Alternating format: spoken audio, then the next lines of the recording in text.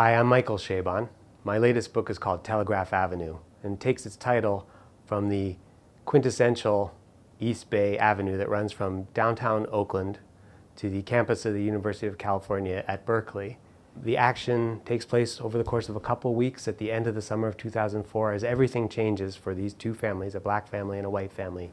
The characters in my book, because of who they are, because of what age they are, because of how they grew up, because of the music they love and that matters to them, because they're in Berkeley and Oakland, which is a part of the world that it was heavily marked by the 70s and was also very important to that decade in many ways. It just was an inevitable, natural, organic part of the story I was trying to tell.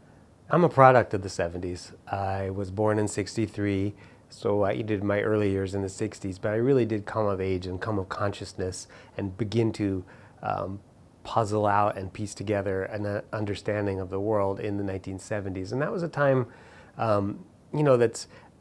it's a often derided decade. It's a heavily mocked decade. It's also been a heavily mined decade in terms of imagery and typography and music and fashion and so on. But I think, to me, the 60s get all the credit for sort of the time of social change and experimentation and so on. But to me, it was really the 70s that were the most liberated, most willing to experiment decade in American history. And so I think it was possible to try all kinds of things in the 1970s that has never since been possible to try socially, artistically, and that produced a lot of excess and a lot of things that are easily mocked, but I think it was a sincere, genuine kind of revolutionary impulse that was being acted out in all kinds of ways, both sublime and ridiculous.